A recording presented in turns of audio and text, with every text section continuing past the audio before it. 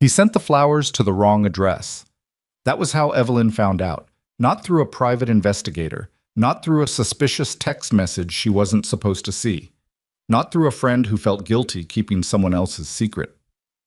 A florist delivery driver knocked on the front door of the Blackwood mansion on a Tuesday afternoon in October, holding an arrangement of white orchids so extravagant it barely fit through the door frame, and asked if this was the residence of a Ms. Vanessa Carter.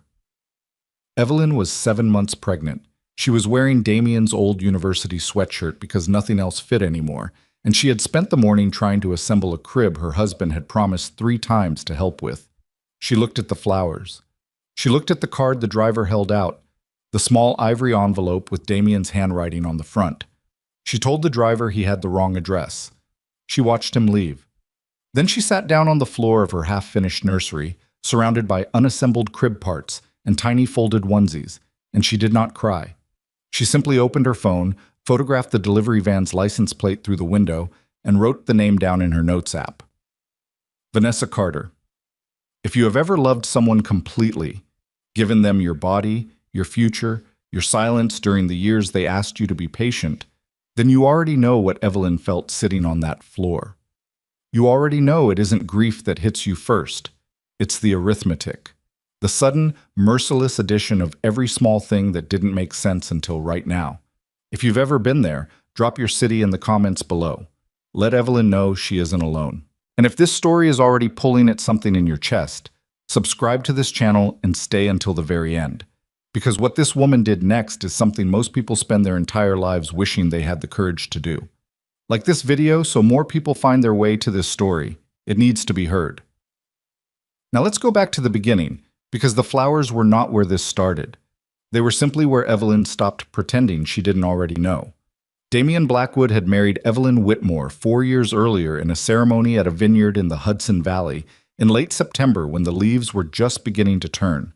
She had worn her grandmother's pearl earrings and carried garden roses, not the elaborate floral installations his associates had suggested. She had insisted on a small guest list.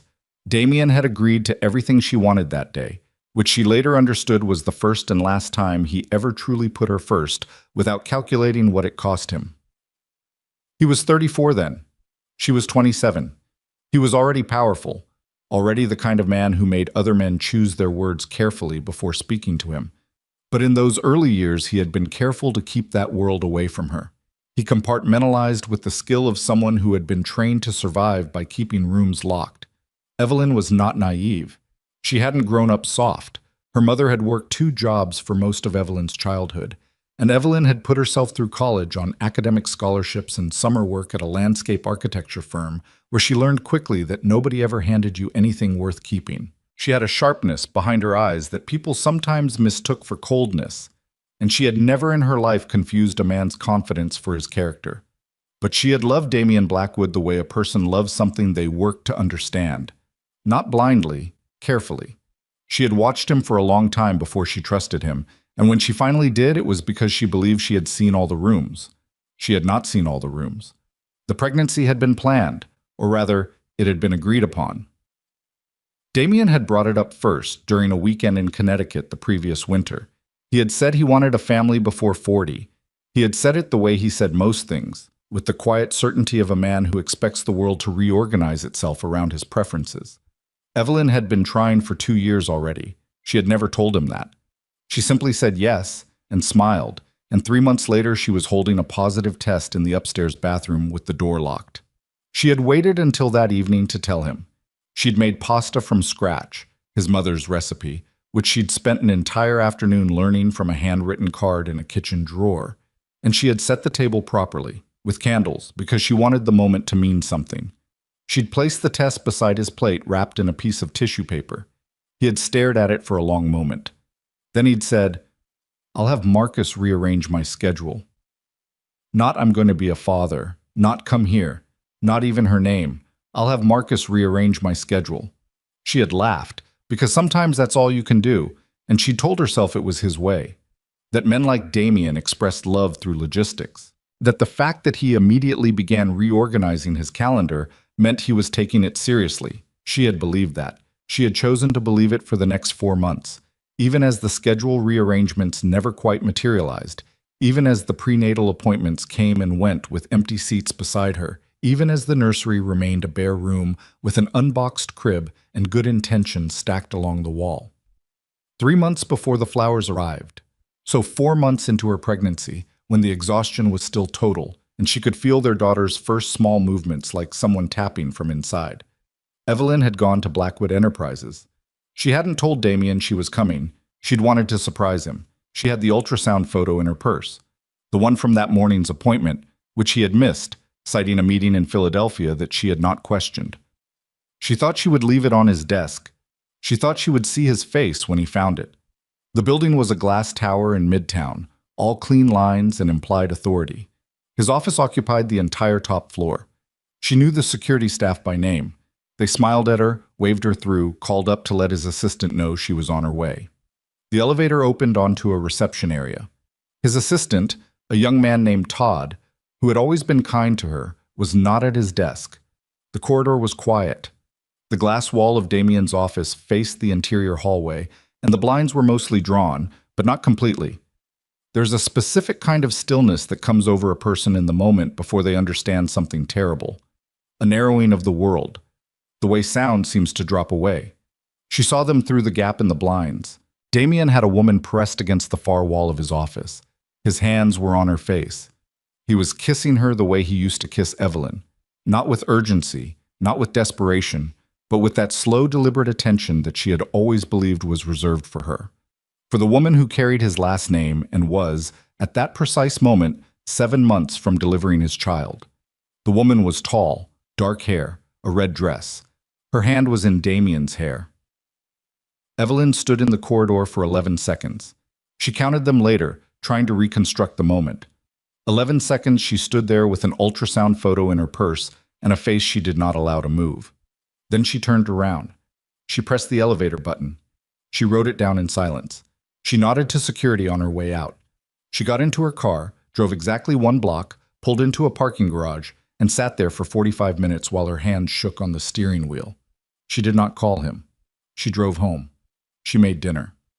When he arrived at 8:30, claiming the Philadelphia meeting had run long, she served the food, asked about his day, listened to the lie with complete attention, and said she was tired and needed to sleep early.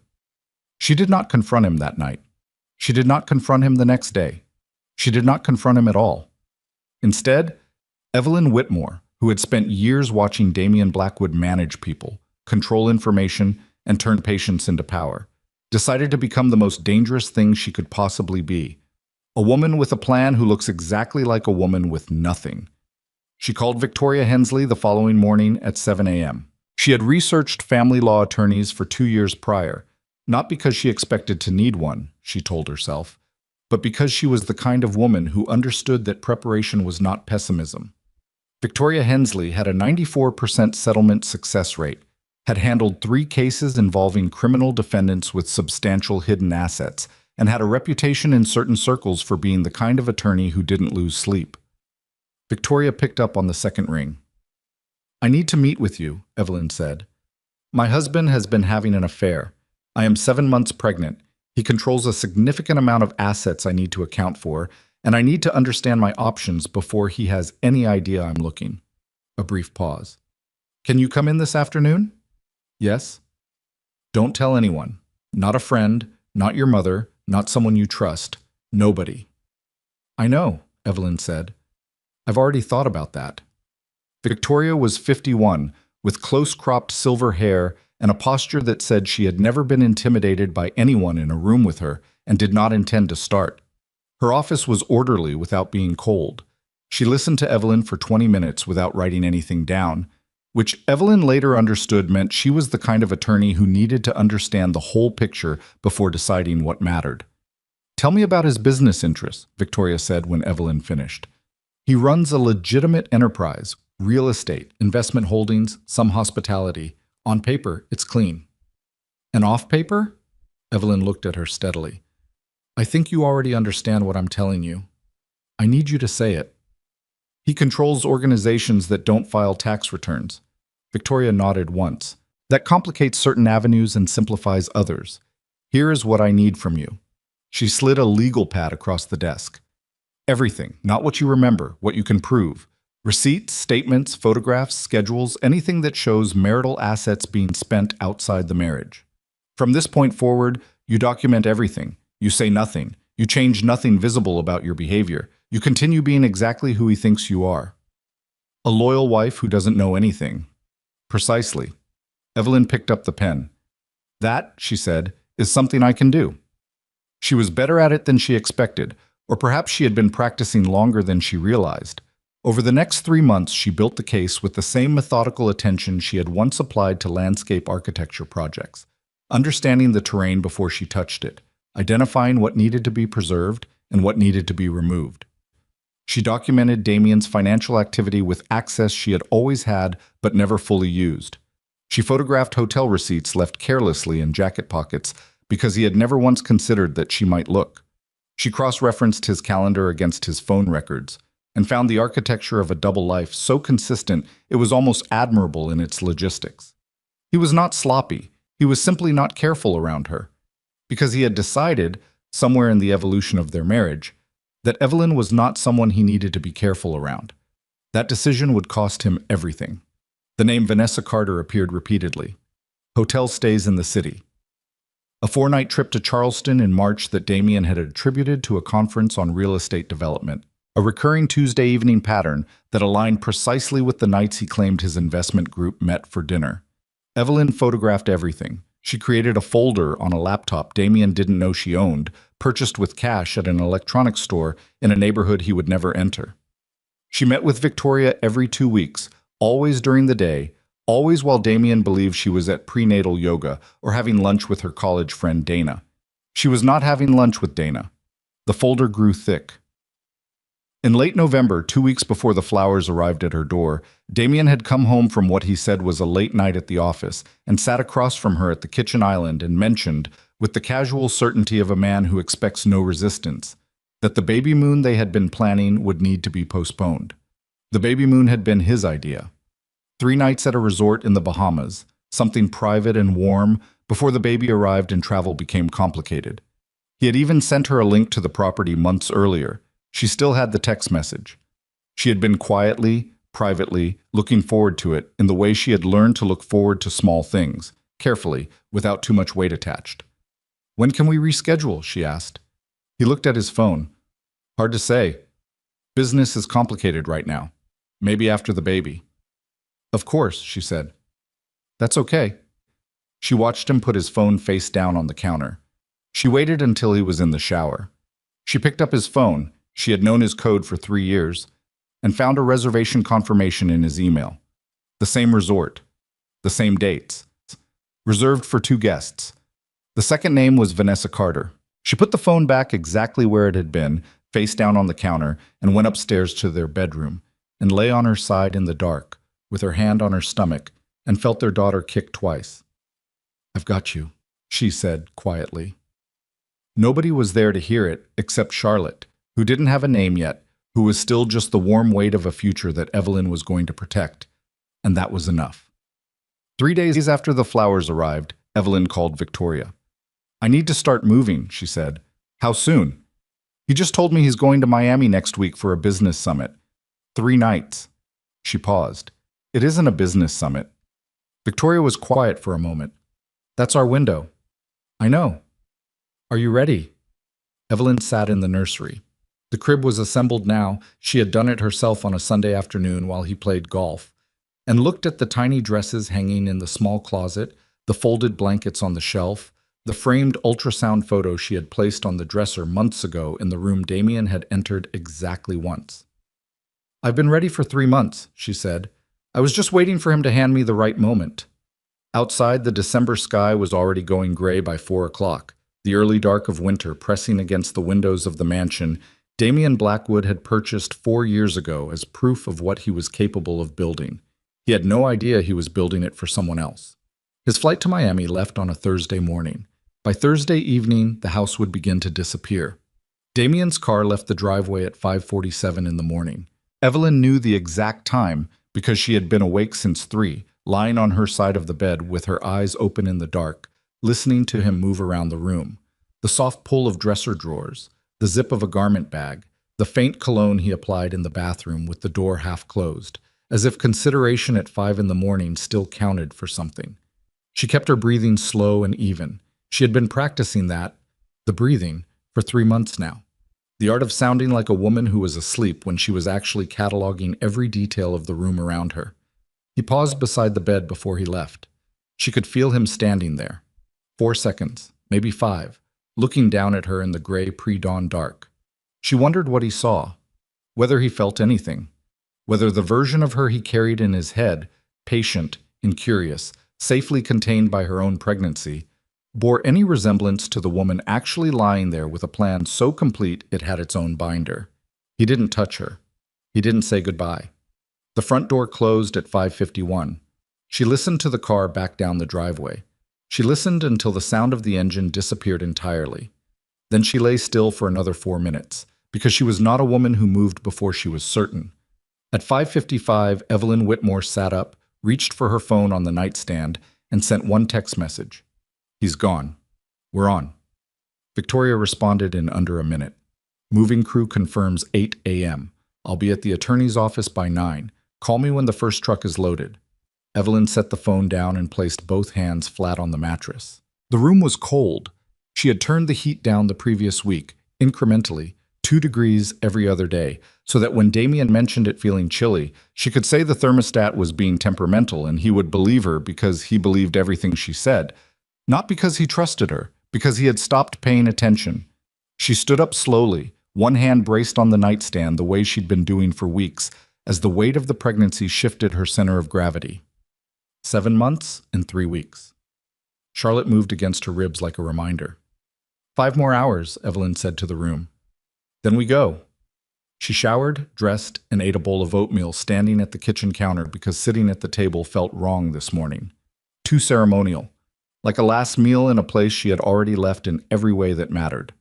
The moving crew arrived at 8:03, 4 men in a white truck with magnetic signs on the doors, a company Victoria had vetted and used twice before for clients in sensitive situations. Their supervisor was a woman named Ruth, mid-40s, with a clipboard and an expression that suggested she had seen every variety of human wreckage and was not interested in discussing any of it. She shook Evelyn's hand once at the door, glanced at the pregnancy, and said only, "We'll start with the main rooms and work toward the bedrooms. You tell us what stays." "Nothing stays," Evelyn said. Ruth wrote something on her clipboard. "Understood." What happened over the next 6 hours was the most orderly demolition Evelyn had ever witnessed. Ruth's crew moved through the mansion with a kind of professional silence that Evelyn found unexpectedly comforting. No commentary, no questions, no looks exchanged that she had to interpret.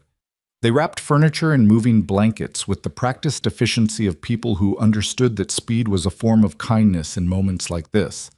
The living room disappeared in 90 minutes. The dining room took 45. The kitchen. All the things she had accumulated in 4 years of making a home out of a house a man had purchased as a monument to himself. Took 2 hours because she stopped them twice. Once, when one of the crew members reached for a ceramic mixing bowl she had bought at a farmer's market in Vermont, on a trip she and Damien took in their first year of marriage, before everything calcified into what it became. She stood with the bowl in her hands for a moment. Then she placed it in the box herself. The second time she stopped them was in the study. Damien's study was the one room she had always navigated carefully. Not because he had forbidden it, he hadn't, not explicitly, but because the study was where the locked cabinet lived, the one she had a key to now, copied 3 months ago from the spare he kept in a safety deposit box she'd accessed with documentation she'd spent 6 weeks quietly assembling. Victoria had told her not to touch the cabinet. The documents inside it were relevant to proceedings she could not afford to jeopardize by mishandling chain of custody. She stood in the doorway of the study and looked at it one last time. The mahogany desk he had inherited from his father, the framed photographs on the wall. 2 of them included her, she noticed. Just 2 out of 14 frames. And even in those 2, Damien's eyes were angled slightly away from the camera, as if already looking toward the door. She told the crew to take everything except the locked cabinet, which would be handled separately by legal counsel, and she left the room without looking back. By 2 in the afternoon, Blackwood Manor was hollow. Not messy hollow, not ransacked, just empty. in the particular way that expensive spaces become brutal when stripped of everything soft. The marble floors amplified every footstep. The high ceilings held sound differently without furniture to absorb it. Evelyn walked through the rooms one final time while Ruth's crew loaded the last truck, and the sound of her own footsteps followed her from room to room like something she couldn't outpace. She saved the nursery for last. She had told herself she would be efficient in the nursery, clinical. It was, after all, just a room. Furniture, textiles, objects. The same as any other room. She was not efficient in the nursery. She packed it herself, piece by piece, while Ruth waited respectfully in the hallway. The tiny dresses she folded twice before placing in the box. The blankets her mother had sent from home, soft yellow flannel, washed and rewashed until they had that particular worn softness that only comes from someone caring for a thing repeatedly. The framed ultrasound photo from the appointment where the technician had said, "There's her face. Do you see it?" And Evelyn had said yes, and the chair beside her had been empty, and she had driven home alone and put the photo on the nursery dresser and stood there for a long time saying nothing. She wrapped the frame in tissue paper and placed it at the top of the box where it wouldn't be crushed. Before she carried the box out, she looked at the room one last time. Bare walls, bare floor. The window where she had sat sometimes in the evenings, watching the light change over the garden, one hand on her stomach, having long silent conversations with a person who wasn't quite a person yet, but already felt like the most real thing in her life. "We're not coming back here," she told Charlotte. She carried the box out herself. Ruth offered to take it. Evelyn shook her head. In the kitchen, the last room, the room that still held the faint smell of the coffee she had made that morning, and the oatmeal and the particular quality of winter light through the south-facing windows that she had honestly loved about this house. She set down the leather folder. Victoria had assembled it. It was 3 inches thick, secured with a binder clip, containing 147 pages of documentation that represented the architecture of Damien Blackwood's double life in precise legal detail. Hotel receipts, bank transfers, calendar records, surveillance photographs taken by a licensed investigator Victoria had retained in September, phone records obtained through proper legal channels, the resort confirmation, the Baby Moon reservation with Vanessa Carter's name on it, printed and labeled on page 89 with the corresponding text message from Damien to Evelyn, dated 6 weeks earlier, in which he described the resort and said, "I already looked it up, you're going to love it." She placed the folder in the exact center of the kitchen floor. She stood over it for a moment.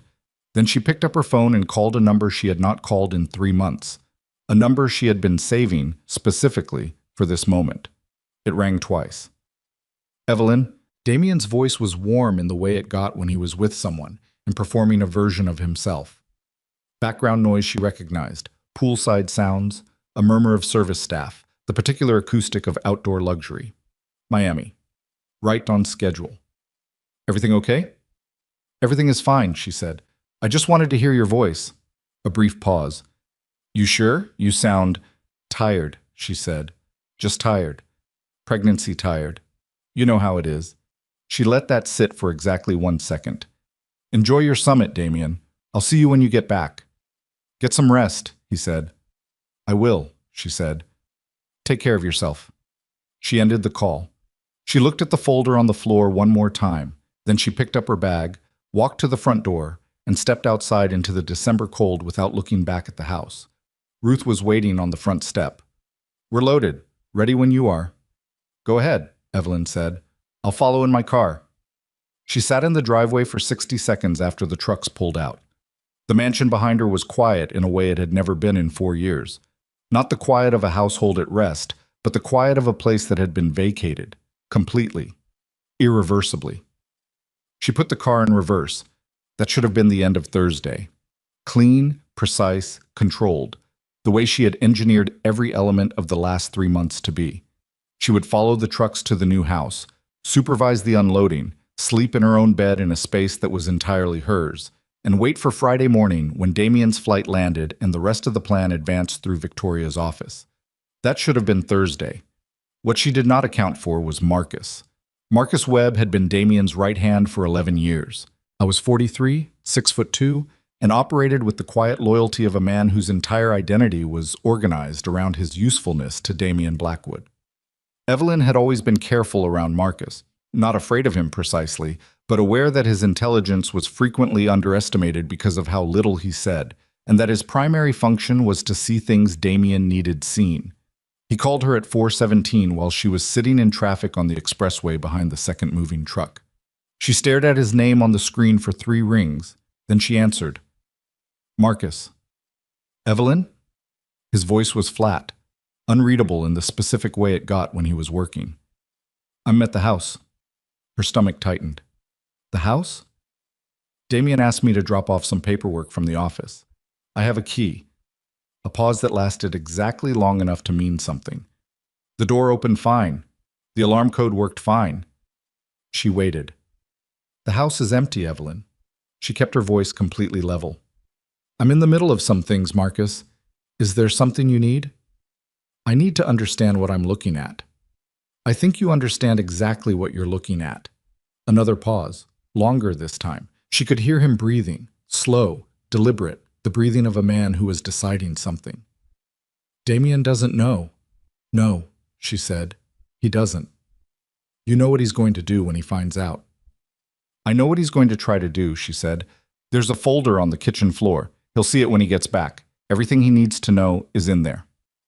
Evelyn. His voice shifted. Not softer exactly, but different, less operational, more human, in a way she hadn't heard from Marcus before. I've worked for this man for 11 years. I'm not calling you to threaten you. I need you to understand what you're walking into. Marcus. She changed lanes, eyes forward, voice steady. I need you to understand what you're working for. There's a folder on the kitchen floor, page 89. Read page 89 and then tell me what I'm walking into. Silence. Are you there? She asked. I'm here. Is the folder still on the floor? A pause. She heard the sound of pages, then nothing for almost a full minute. Yeah, Marcus said finally. His voice had changed again. Something had gone out of it. It's still there. Good. Leave it exactly where it is. Don't call me again tonight. She paused. And Marcus, whatever you decide to tell him, remember that everything in that folder has already been filed with my attorney and is currently in a secure location that is not that house. Nothing you do tonight changes what happens next. She ended the call. Her hands were shaking. Not from fear. She examined that honestly, sitting in traffic with the moving truck 20 feet ahead of her. Not fear. Something more primitive than fear. The recognition that the machine had been set in motion and the machine was now larger than her ability to stop it, and she had known that was the deal and had made it anyway. Her phone rang again 14 minutes later. Unknown number. She let it go to voicemail. It rang again. Unknown number. She turned the phone face down on the passenger seat. It rang a third time. This time she picked up. Stop calling me from blocked numbers, she said. A woman's voice. Young, slightly breathless. Is this Evelyn Blackwood? Evelyn said nothing. My name is Vanessa Carter. The voice steadied itself. The way someone steadies a voice when they have rehearsed what they're going to say, but the adrenaline is making the rehearsal fall apart. I think we need to talk. The traffic moved. The truck ahead of her moved with it. Evelyn kept her eyes on the truck and her voice on the flat side of nothing. Do you? She said. I know what you did today. Marcus called Damien. Damien called me. A breath. He's coming back tonight. He changed his flight. He'll be landing at JFK at 9:15. Evelyn glanced at the clock on the dashboard. 4:41. Thank you for letting me know, she said. Vanessa stopped, started again. I didn't call to warn him. I called to warn you. I don't need a warning. Evelyn, you don't know him the way I... She stopped herself, recalibrated. You don't know what he does when he feels like something has been taken from him. I've been married to him for 4 years, Evelyn said. I know exactly what he does. Then why? Because I also know exactly what I've done. Evelyn took the exit ramp off the expressway, following the truck. Ms. Carter, I don't know what he told you about me, or about us, or about what our marriage was. I don't particularly want to know. But I need you to understand something clearly.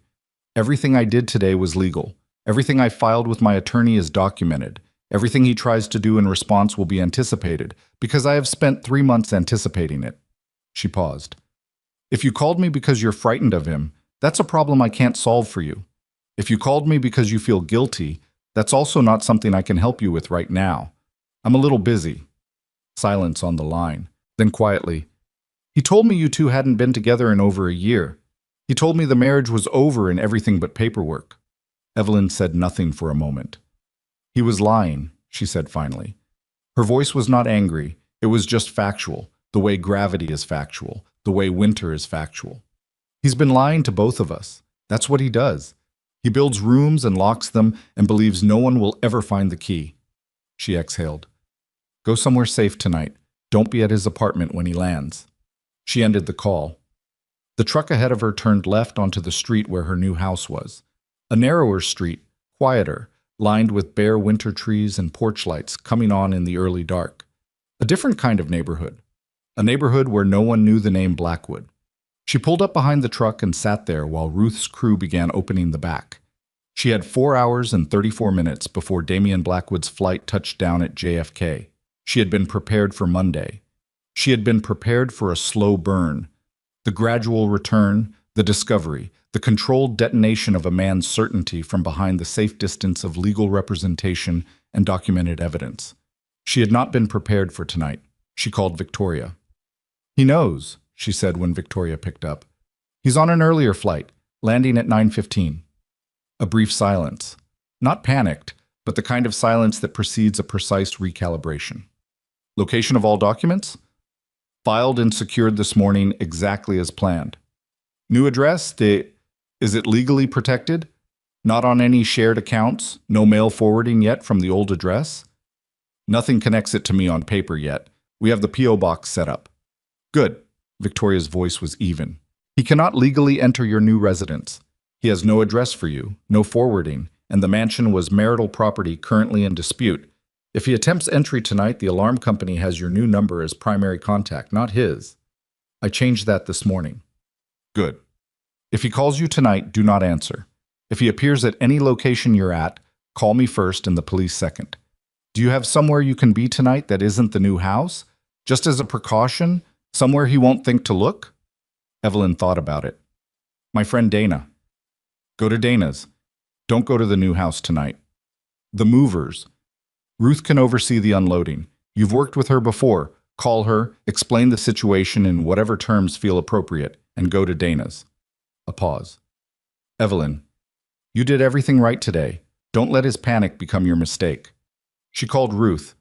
Ruth listened without interrupting and said, Go, I've done this before. Everything will be exactly where you want it. Evelyn sat for another moment in the parked car on the quiet street outside the house that was now hers. Then her phone lit up with a number she recognized. Not Marcus this time. Not a blocked number. Not Vanessa Carter. Damian. The screen glowed in the early dark of the December evening. His name, Damian. The way she had saved it 4 years ago with no label, no emoji, just his name, because she had been the kind of woman who believed a name was enough. She watched it ring. She did not answer. It rang out. Then immediately began again.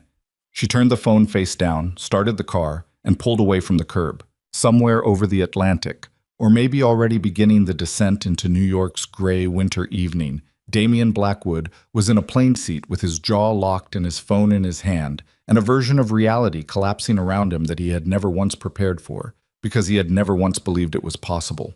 He had spent 11 years building an empire on the principle that power meant control, and control meant no surprises, and no surprises meant he was always the one holding the information. For the first time in 11 years, he was the last one to know. And the folder was still on the kitchen floor of the empty mansion, waiting for him in the dark. 147 pages of everything Evelyn had seen and said nothing about, all of it sitting in the silence of a house that no longer held a single thing that belonged to her, in a room where the only sound was the echo of footsteps that were already gone. Dana Kowalski lived in a 2-bedroom apartment in Astoria that smelled permanently of coffee and the particular brand of lavender candles she bought in bulk from a shop on Steinway Street. She had been Evelyn's closest friend since their sophomore year of college, when they had been assigned adjacent rooms in a dormitory and had bonded initially over a shared contempt for the floor's communal bathroom situation, and then, gradually, over everything else that mattered. Dana was the only person Evelyn had told. Not everything. Not the legal architecture. Not the specific documents. Not the timeline. but the essential fact: the woman in the red dress, the office window, the 11 seconds. Dana had listened without interrupting, which was on her natural mode, and when Evelyn finished, she had said only, "Tell me what you need me to do." That was 4 weeks ago. Since then, Dana had not brought it up once, had not pushed for updates, had not offered opinions Evelyn hadn't asked for. She had simply been available, in the particular way a person is available when they understand that presence is more useful than commentary. When Evelyn called at 5:12 and said she needed somewhere to be tonight, Dana said, "I'll put sheets on the couch. Do you want soup?" "I don't know what I want." "Soup," Dana said. "I'll make soup." Evelyn arrived at 6:43 with a go bag she had packed 3 weeks earlier and kept in the trunk of her car. Dana opened the door before she could knock, took one look at her face, and pulled her inside without speaking. The apartment was warm. The candles were lit. There was soup on the stove, tomato, from a can, because Dana's cooking skills topped out at tomato soup and scrambled eggs, and she had never pretended otherwise. And the television was on with the sound muted, which meant Dana had prepared the space for either silence or conversation and was leaving the choice entirely to Evelyn. Evelyn sat on the couch and put her go bag on the floor and pressed her palms flat against her thighs and breathed. "He's landing at 9:15, she said. "I know. You told me." Dana set a mug of soup on the coffee table in front of her. "Eat." "I'm not hungry." "You're 7 months pregnant and you've been running a military operation since 6 in the morning. Eat the soup, Evelyn." She ate the soup. At 7:04, her phone began. Not a call this time. A series of text messages arriving in rapid succession, each one appearing before she could fully read the last. She watched them stack up on the screen without opening them. Dana, looking over her shoulder, read the preview lines. Her expression did not change. "Are any of those from Victoria?" "No. All Damien." "Then they can wait." "I know." But she read them anyway. She was that kind of person, the kind who believed in knowing exactly what she was dealing with, regardless of how unpleasant the knowing was. The first 4 were what she expected: accusatory, escalating, the specific vocabulary of a powerful man who has just discovered he is not, in fact, the one holding all the cards. "What did you do? Call me right now. You have no idea what you've started. I swear to you, Evelyn, if you don't—" The 5th message stopped her. "I know about the account in Dana's name. My attorney will have a forensic accountant on it by Monday morning. Every dollar you moved is traceable. You just handed me everything I need." Evelyn read it twice. Then she set the phone down very carefully on the cushion beside her and looked at Dana. Dana had gone still. "What account in your name?" Evelyn asked. Her voice was quiet. Completely quiet. In the way that is not calm but is the thing just before calm breaks. Dana's face had changed. Something had shifted in it. Not guilt, exactly, but the architecture of a secret that has been load-bearing for too long and has just had the wall removed. "Dana." Evelyn's voice did not rise. "What account?" "Evelyn, tell me right now." Dana set her own mug down. She pressed her hands together in her lap. When she looked up, her eyes were red at the edges. Not from crying, but from the particular pressure of something that has been held back a long time. 3 weeks ago, she said. Damien called me. The room went very quiet. "He called you," Evelyn repeated. "He knew I knew. I still don't know how he knew. But he called and he said—" She stopped, pressed her lips together, tried again. "He said he wasn't angry. He said he understood you were upset and he wanted to help you, and he needed someone close to you to help him communicate with you. He said it would protect you. He said if you went forward with whatever you were planning, you'd be exposing yourself legally in ways you didn't understand, and he could make it all go away quietly if someone would just—" "Dana." "He offered me money, Ev." Her voice cracked on the last word. Not from manipulation. Evelyn knew Dana's voice too well to mistake the registers. This was genuine wreckage. "He said $50,000, wired to an account in my name, as a retainer for—" He called it consulting. He said it was legal. He said it was just for me to keep him informed of your timeline so he could prepare a settlement that would be fair to everyone. She was crying now, quietly, the tears running without drama. I said no. I want you to know that. I said no immediately, and I told him not to call me again. But you didn't tell me he called. Silence. You didn't tell me, Evelyn said again, and now something had come into her voice, not rage, something underneath rage, something older and colder. For 3 weeks you knew he was trying to surveil my timeline through you, and you said nothing. I thought it was handled. I said no, he didn't call again. I thought it was over. It was never over. Evelyn pressed her fingers against the bridge of her nose. Her head was pounding. Charlotte was pushing against her lower ribs with what felt like a heel, the particular discomfort of a child who did not know yet that the world outside was complicated. He opened an account in your name without your consent? I don't know. I don't know how he could have. He's a man who operates outside of legal frameworks for a living, Dana. He has people who do things like that before breakfast. Evelyn was already reaching for her phone. If he has documentation of an account in your name, even if you never touched it, he can make it look like you were complicit in helping me move assets. Dana had gone pale. Evelyn, I swear to you, I know. And she did know. Not out of loyalty, but because she understood the mechanics of what Damien had done. He hadn't needed Dana to cooperate. He had needed the appearance of cooperation. An account. A paper trail. A name on a document that would muddy the water. This wasn't about you, she said. This was about me. He needed a pressure point. She called Victoria. It was 7:22. Victoria answered on the first ring, which meant she had been waiting. He knows Dana's name, Evelyn said without preamble. He's claiming there's a financial account in her name connected to asset movement. He texted it to me directly at 7:04. A silence that lasted exactly as long as it needed to, and not a moment longer. Forward me the text right now, while we're on the phone. Evelyn forwarded it. Did Dana have any financial contact with you during this process? Any transactions? Any transfers? Anything I need to know about? Nothing. She didn't know the details. He apparently contacted her 3 weeks ago and she declined. Did she tell you at the time? A beat. No. That's a problem. Victoria's voice was not accusatory. It was simply precise, the way a surgeon's description of damage is precise. Not cruel, just accurate. Not because of what she did or didn't do, but because if he's been building a paper trail for 3 weeks without our knowledge, we don't know the full scope of it yet. I need you to do something tonight that is going to feel counterintuitive. Tell me. Nothing. You do nothing. You do not respond to any of his messages. You do not call him. You do not have Dana call him. You do not attempt to investigate the account or contact the bank, or do anything that creates a record of your awareness. You sit where you are, and you sleep, and you call me at 8 in the morning. Victoria, if he has something real, we deal with it Monday with full discovery and legal process. If he has something fabricated, engaging with it tonight legitimizes it. He's trying to make you react. A man like Damien Blackwood does not win on evidence, Evelyn. He wins on chaos. Don't give him chaos to work with. She ended the call. She sat in Dana's apartment with the soup going cold and the television muted, and Dana on the other end of the couch with her knees pulled to her chest, and she made herself be still. She made herself breathe.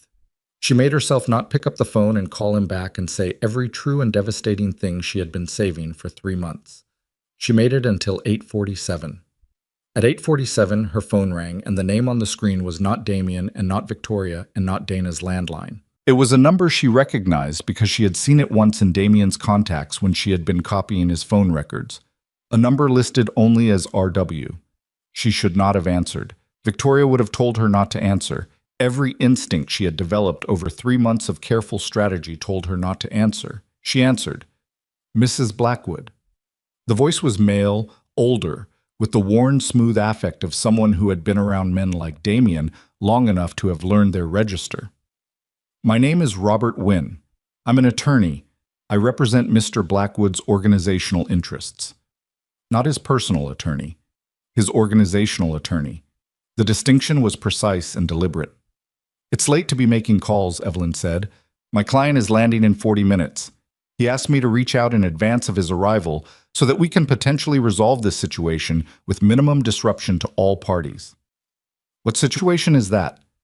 Mrs. Blackwood, a breath that managed to convey patience without warmth.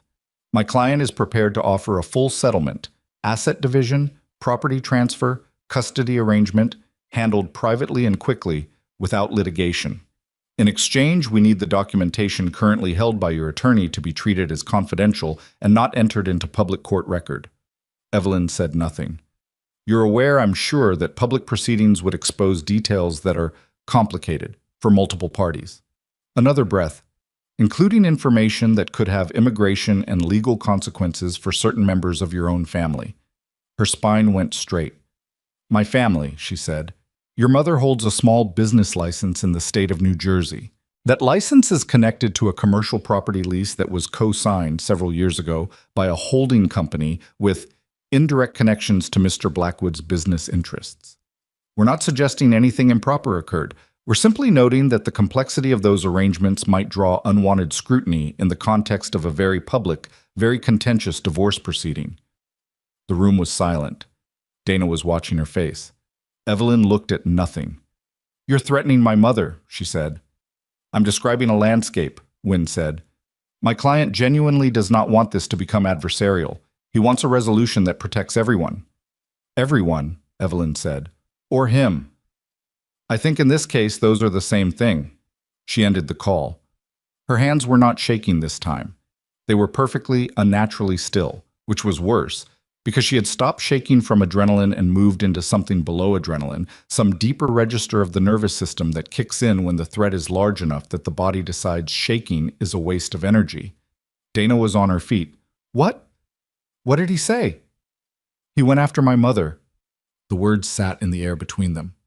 What does that mean? How? A lease. A holding company. He's had this prepared. Evelyn pressed the heel of her hand against her sternum, against the pressure building there. He didn't just react today. He had contingencies. She turned to look at Dana. How long did he have to prepare this? He called you 3 weeks ago. He's been building this for at least 3 weeks. Evelyn, he knew. She said it slowly, not to Dana, to herself, organizing it the way she organized everything, by understanding the structure of it before she responded to it. He didn't know the whole plan, but he knew something was happening. He knew I was moving. She looked at Dana. Did you tell anyone? Anyone at all? Your sister? No one, I swear, no one. Then he found out another way. She sat back down, heavily, one hand on her stomach. Charlotte had gone quiet, or maybe Evelyn's own heart was too loud to feel anything else. He has someone in Victoria's office, or he has my phone somehow, or he has... She stopped. The ultrasound appointment. 8 weeks ago. The clinic had called to confirm. She had taken the call in the car, in the parking garage across from Victoria's building, and afterward she had sat there for 10 minutes before going inside. The car. She had driven Damien's second car to that appointment, the Audi he never used but had never removed from the garage.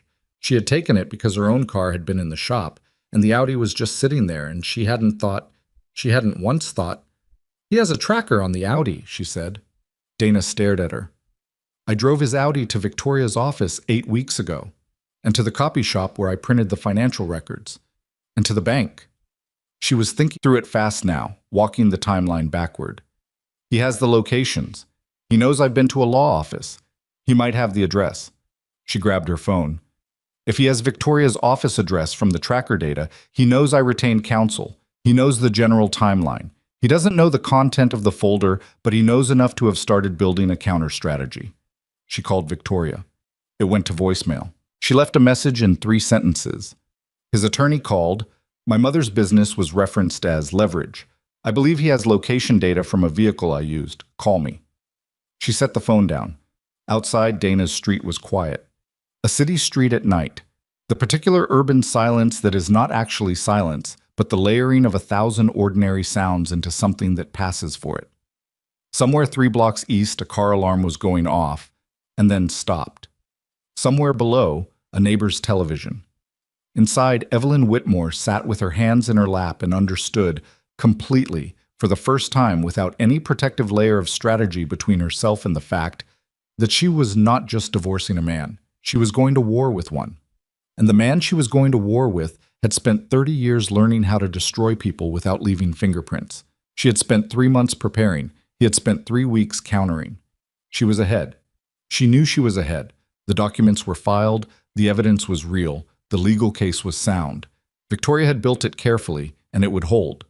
She believed that with the part of her brain that operated on information and strategy and the logical ordering of cause and effect, but the part of her that was human, that had spent 4 years loving a man who turned out to be several different men arranged inside one body, that part understood something the strategic part didn't like to acknowledge. She had planned to be ahead on paper. She had not planned for him to go after her mother. And now she sat in her best friend's apartment at 8:53 at night, 31 years old and 7 months pregnant. And she understood that the woman who had walked into Victoria Hensley's office 3 months ago with a voice like ice water and a plan for everything was not entirely the woman sitting here now. That woman had been afraid of being wrong. This woman was afraid of something she had no legal protection against. The specific, surgical cruelty of a man who knew which people you loved and had the resources to touch them. Her phone lit up. A text from an unknown number. No words. Just an image. She opened it.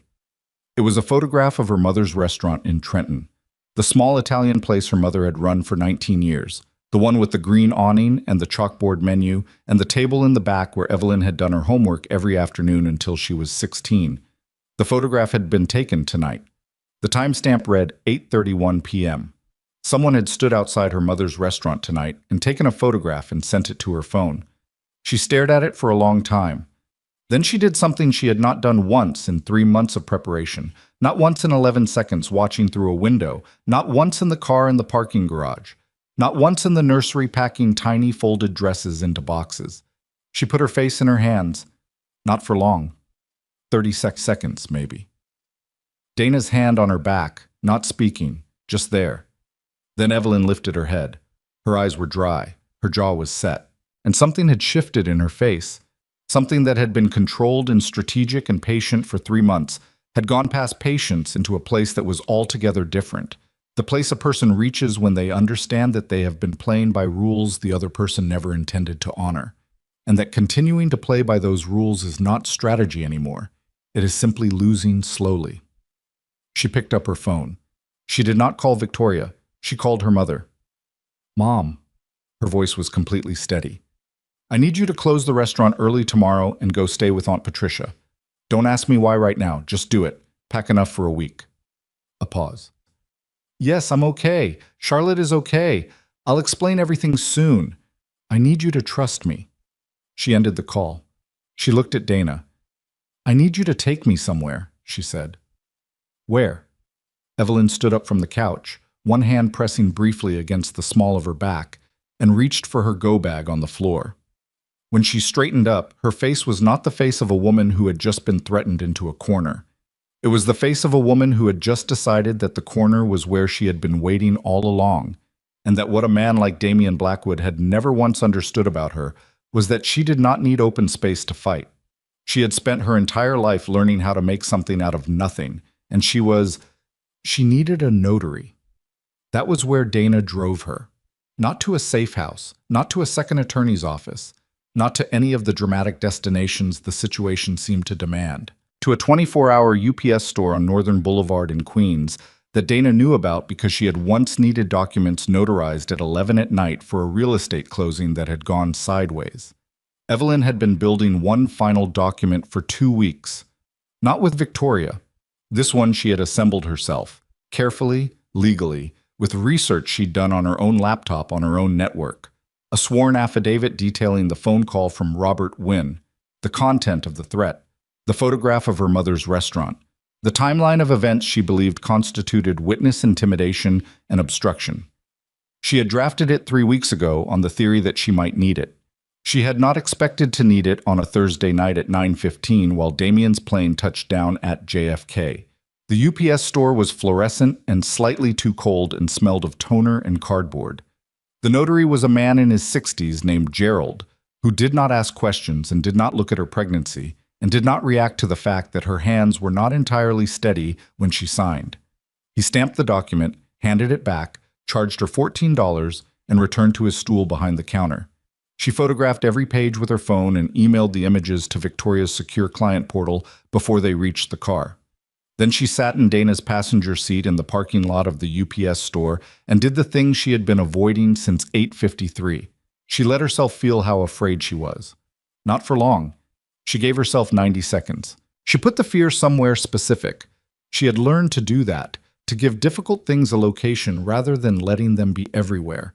And she breathed through it, and she let it be real, and she acknowledged it, and then she put it away. Her daughter needed a mother who was functional. She put it away. Her phone showed 14 missed calls from Damien, 3 from the Robert Wynn number, 1 from a number she didn't recognize that turned out, when she called the voicemail, to be a reporter from a New York tabloid who had received what he described as an anonymous tip about a high-profile divorce proceeding and was calling for comment. She deleted the voicemail. He had called a reporter.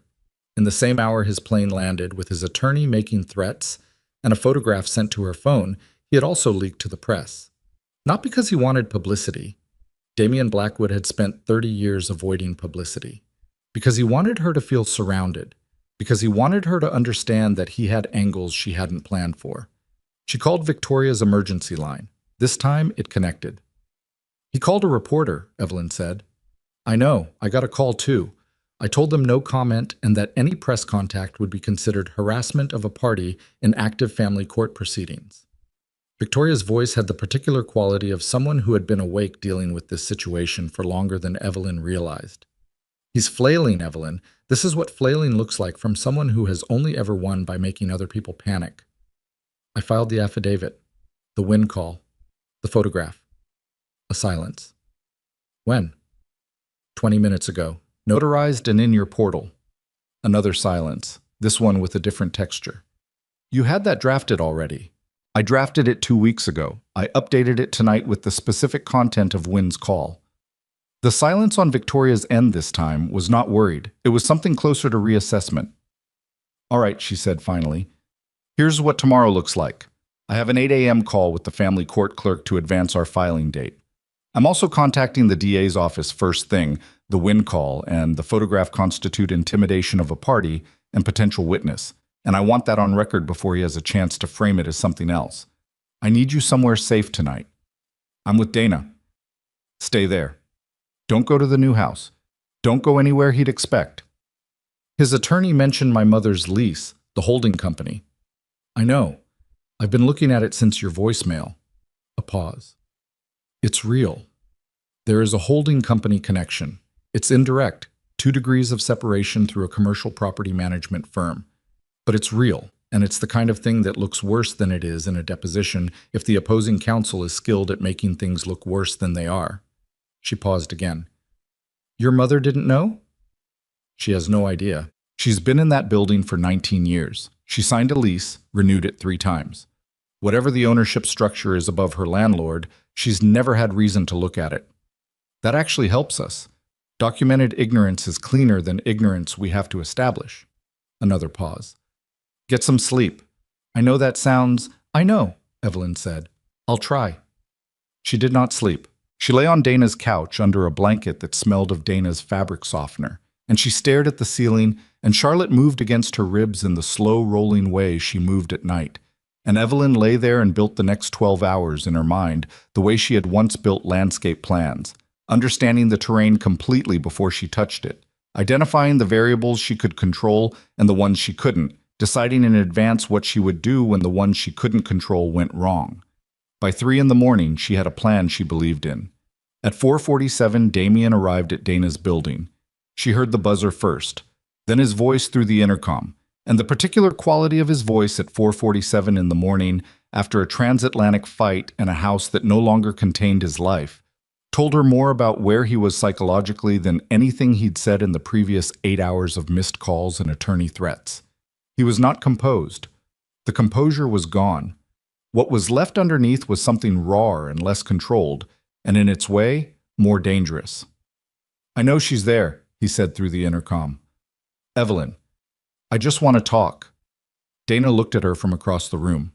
Evelyn shook her head. Dana pressed the intercom button. "It's 4 in the morning, Damien. She's sleeping." "Then wake her up." "No." A pause. "Dana." His voice dropped to something almost reasonable. "I'm not angry. I just need 5 minutes. We have a child coming. We need to talk like adults." Dana released the intercom button without responding. They listened to the buzzer ring 3 more times, then silence. Evelyn counted to 60 before she moved to the window, keeping to the side of it, looking down at the street.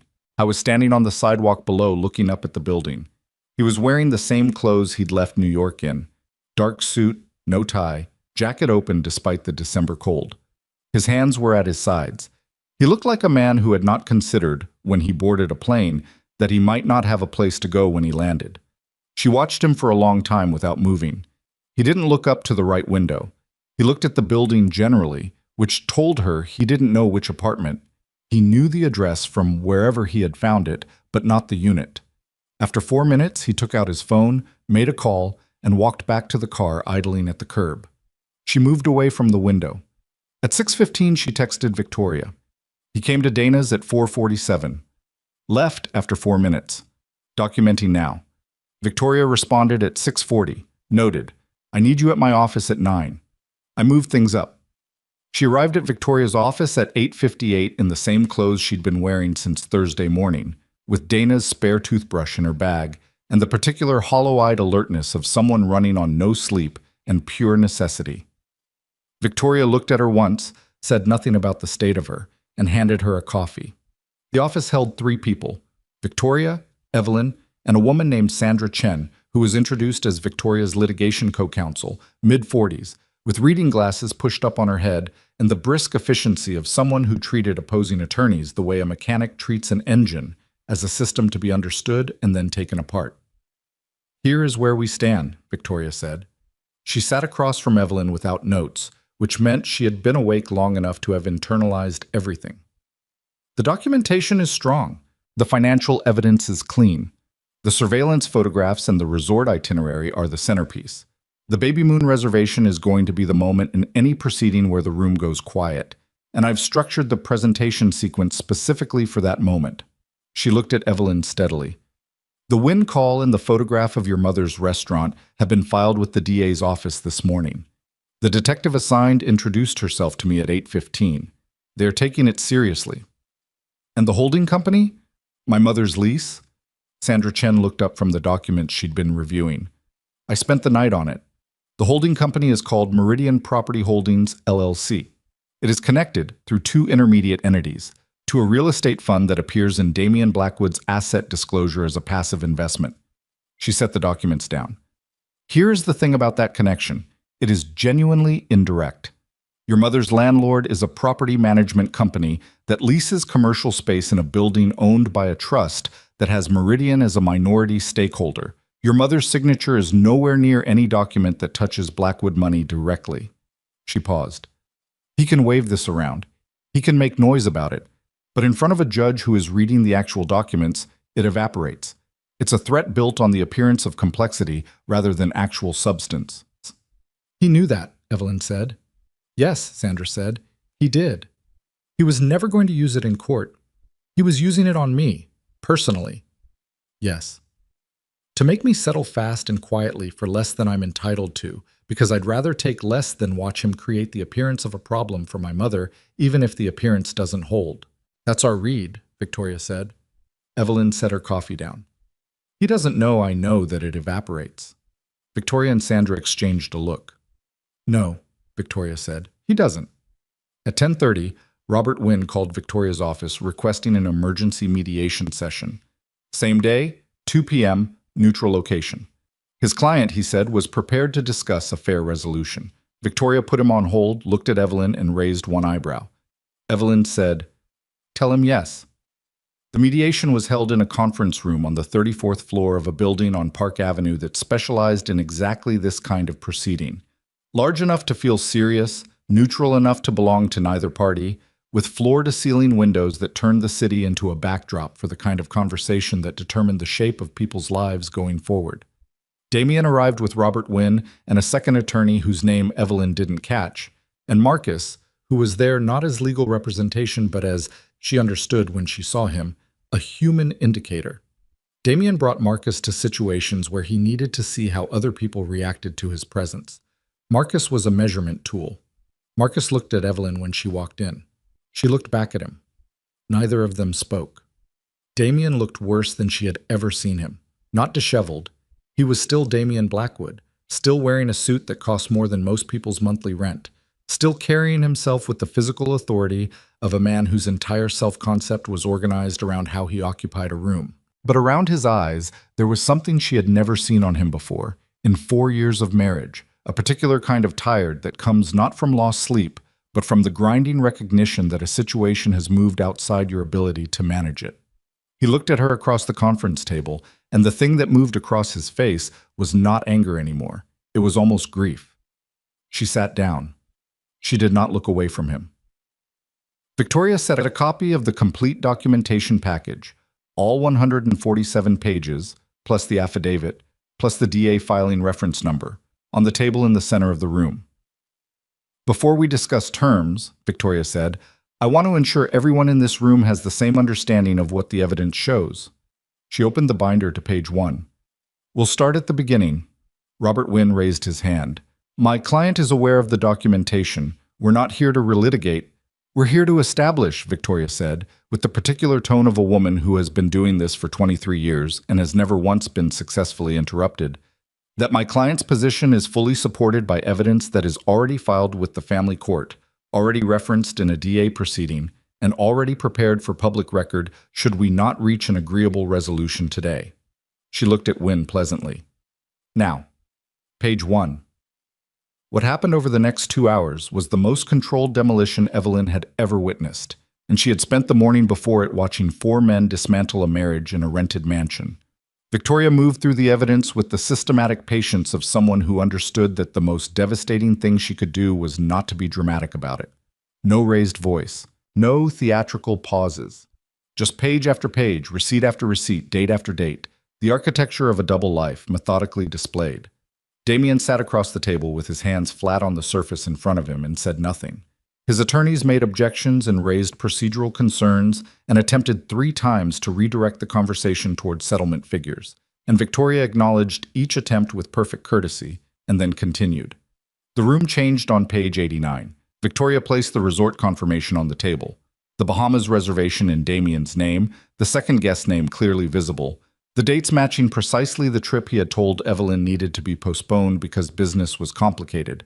Beside the screenshot of the text message Damien had sent Evelyn 6 weeks earlier describing the resort, "I already looked it up. You're going to love it." The room went silent. Robert Wynn looked at his client. Damien's jaw moved slightly, then stopped. Victoria said nothing for 8 seconds.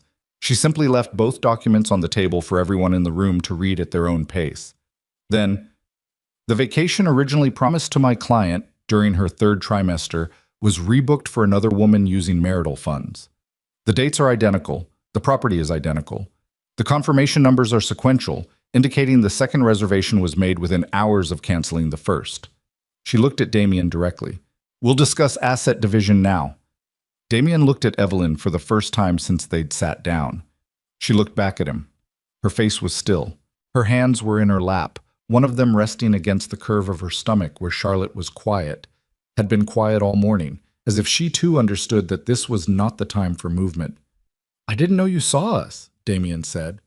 It came out quietly, without calculation, like something that had been sitting in him since Thursday and had found the only exit available. Evelyn held his gaze. "I saw everything." The room held that for a moment. Wynn had stopped writing. Marcus, against the wall behind Damien, had lowered his eyes to the floor. "The account in Dana Kowalski's name," Victoria said, shifting without pause. "We have documentation that this account was opened without Ms. Kowalski's knowledge or consent. We have dated records of the Wynn call to my client constituting attempted settlement coercion, and the photograph of her mother's place of business sent from an unregistered number constitutes, as the DA's office agreed this morning, a potential intimidation act." She set one more document on the table. "My client is prepared to waive pursuit of criminal referral on those specific issues in exchange for a full and fair settlement executed today. If we do not reach agreement today, that waiver is withdrawn." Wynn leaned toward his client. A whispered exchange. Damien's face did not change during it.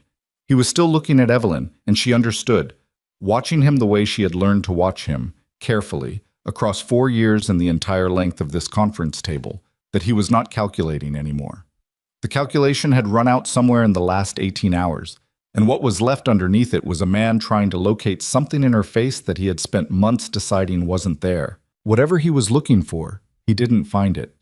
He looked down at the table. "What does she want?" he said. Not to win, not to the room, to the table, to his own hands flat against the polished surface. Victoria said, "Full asset division per New York Equitable Distribution Statute, with an additional allocation reflecting 14 months of documented marital waste. Primary physical custody with the child's mother, with a structured visitation schedule subject to court supervision for the first 12 months. Child support calculated on full documented income, including all identified business interests. The Manhattan properties and the Manor property are to be liquidated, with proceeds divided per the agreed schedule. Your client retains the organizational holdings." She paused. "We are not interested in the organizational holdings." A silence. "That's because they'd expose everything in discovery," Wynne said. "That's correct," Victoria said pleasantly. "So we find ourselves with aligned interests." Another whispered exchange. Damien's hand on the table pressed flat, the knuckles going briefly pale, and then released. Wynne said, "We need an hour." "You have 30 minutes, Victoria said. "My client needs to eat lunch and rest, and if she goes into early labor in this conference room because we spent an extra half hour on procedural delays, I will make sure that fact appears in every document I file for the rest of my career." Wynne blinked. Damien almost laughed. It wasn't quite a laugh. It was the ghost of one, involuntary, the kind of sound that escapes before a person can suppress it. He pressed his mouth together and looked at the table. Evelyn watched the almost laugh happen and felt something complicated move through her that she didn't have a name for yet. Not forgiveness, not softness. Something more like the specific sadness of understanding exactly how something broke and knowing that understanding it does not put it back together. She stood up. "I'll be in the hall."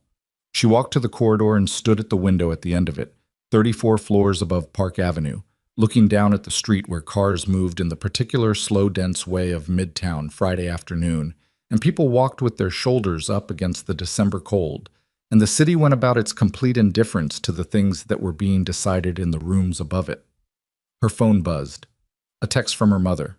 "At Patricia's. Restaurant is closed. Are you okay?" She typed back, "I'm okay. Stay there until Sunday. I love you." She pressed her palm flat against the cold glass of the window. Charlotte moved, not the sharp, insistent heel jab of the last few days, but something slower, a rolling shift of weight. The particular movement that the doctor had told her meant the baby was repositioning, settling, preparing for what came next. "Almost," Evelyn said quietly, to the glass, to the city below, to the child who had been with her through every meeting and every document and every night she had spent calculating the cost of what it meant to refuse to disappear. "Almost done." Behind her, the conference room door opened. Marcus stepped into the corridor. He walked toward her and stopped 6 feet away and stood there with his hands in his pockets, looking at the city below. "He's going to sign," Marcus said. She said nothing. "I want you to know I didn't tell him about Dana, or about your mother." He kept his eyes on the window. "He had his own people on it. I didn't—" He stopped. "I read page 89, the night it happened, in the empty kitchen." "I know," she said. "I've worked for him 11 years. A pause. "I didn't know about the baby moon." She looked at his reflection in the glass. His jaw was tight. He looked like a man who had recently discovered that 11 years of loyalty had been purchased with a version of a person who wasn't entirely real. "Marcus," she said, "go home." He stood there a moment longer. Then he walked back toward the conference room and she heard the door open and close. She turned around. Victoria was in the corridor doorway. "I want 5 minutes with you," she said, "alone, before he signs. Wynne has agreed to step out." She looked at Evelyn carefully. "You don't have to. We can do this without it." Evelyn looked at the closed conference room door. She thought about the nursery, the empty chair at every appointment, the text message. "I already looked it up. You're going to love it." The 11 seconds at the office window. The night she had driven home and made pasta from scratch and set the table with candles because she wanted the moment to mean something. She thought about Charlotte, positioning herself for what came next. 5 minutes, Evelyn said, and walked back toward the conference room door and put her hand on it and pushed it. The conference room felt smaller with just the two of them in it. Wynne had taken his second chair and stepped out without making eye contact with either of them. The door clicked shut with the particular finality of a sound that knows it matters. The unsigned settlement agreement sat in the center of the table between two coffee cups that had gone cold an hour ago. And the binder, all 147 pages of it, lay open to page 89, the way Victoria had left it, the resort confirmation and the text message side by side, like a before and after photograph of a man's capacity for self-deception. Damien was standing at the window. He had his back to her when she came in. He was looking at the city the way she had been looking at it from the corridor. That 34-floor remove that makes everything below look organized and purposeful when you know from standing in it that it isn't either of those things. She sat down. She did not tell him to sit. She waited. He turned around after a moment and looked at her across the length of the table, and she saw again what she had seen earlier, that particular exhaustion that had nothing to do with the flight or the sleepless night or the last 18 hours of legal maneuvering. It was the exhaustion of a man who had been performing a version of himself for so long that the performance had finally closed, and he didn't entirely know what was underneath it. "I keep trying to figure out when it started," he said. He didn't move from the window. "When I started..." He stopped, tried again. "I don't have a good answer for that." "I'm not here for your answer," she said. "I'm here because you asked for 5 minutes." "I know." He looked at his hands. He had his jacket off now, draped over the chair beside him, and his sleeves were rolled up in the way he always did when he was thinking through something difficult. A gesture she had watched 1,000 times across 4 years of marriage, at the kitchen island, at his desk at home, in the car when traffic was bad, and he needed his hands to be doing something. She knew his body's grammar better than he realized. That was the thing about the person who paid attention in a marriage. They ended up knowing a man better than he knew himself, and that knowledge became both a wound and a weapon depending on the day. "I need to ask you something," he said. "Ask." "Charlotte." He said the name like it cost him something. They hadn't discussed a name. She hadn't told him, had been waiting until after. Waiting until there was an after to tell things in. The name was on the legal filings. He would have seen it there, clinical and official, in the custody documentation. "Is she... are you..." "She's healthy," Evelyn said. "We're both healthy." Something moved across his face. Not relief exactly. Relief implies you'd been holding your breath, and she wasn't sure Damien had been holding his breath about their daughter's health, so much as he'd been holding his breath about everything else, and only just remembered this particular thing he should have been holding it about. "Okay," he said, "just that." "Okay." She waited. "I saw the name on the filing," he said. "Charlotte." "Yes." "After your grandmother." She looked at him. He had remembered that. She didn't know what to do with that. The fact that he had retained the small things, the family details, the conversation they'd had 2 years ago when she told him about her grandmother Charlotte, who had run a plant nursery in western Pennsylvania, and who had believed, with the practical conviction of a woman who grew things for a living, that everything necessary for survival was already present in the seed, that a person only ever needed the right conditions. "Yes," she said. "After my grandmother." He nodded. He looked at the table. He looked at the settlement agreement in the center of it, and something shifted in his posture. A small collapse. Not dramatic, just the millimeter of adjustment that happens when a person stops holding a position they no longer have the energy to defend. He pulled out the chair across from her and sat down. "The woman in my office," he said. 3 months ago. You saw that." "Yes." "And you never said anything?" "No." "Why?" Not accusatory. Genuinely asking in the way a person asks when they're trying to understand the logic of a world that operates differently from the one they thought they were living in. Evelyn looked at him steadily. "Because if I had said something that day, you would have denied it, and then we would have had an argument, and the argument would have ended one of 2 ways. Either you convinced me I didn't see what I saw, which you might have managed because I wanted not to have seen it, or I walked out in the middle of my 2nd trimester with nothing documented and no plan, and you would have had every structural advantage." She paused. "I loved you too long to let you win by making me lose my patience." He sat with that. "I did love you," she said. Not past tense as a weapon, just past tense as fact. "I want you to know that. Not because I need you to feel better about what happened. but because I think you genuinely don't know it, and it seems like something you should have accurate information about." His jaw tightened. "Evelyn, I'm not finished." She kept her voice even. "I loved you carefully. I watched you for a long time before I trusted you, and I trusted you because I believed I understood who you were. I was wrong about some of it, not all of it. You are not a simple man, and the parts of you I saw were real. But there was an entire room I was never let into, and you made choices in that room that cost both of us things we're not getting back." He was quiet for a long moment. Outside the windows, the sky had gone the particular winter white of a December afternoon heading toward dark, and the city below moved without urgency. "I told her it was over," he said. "Vanessa. On the plane." "I know," "No," Evelyn said. "She called me last night." He looked up. "She was worried about me," Evelyn said. "She wanted me to be careful." She paused. "She's not a villain, Damien. She believed what you told her. That's not a character flaw. That's just what happens when someone is convincing." "Are you—" He stopped. "Why are you telling me this?"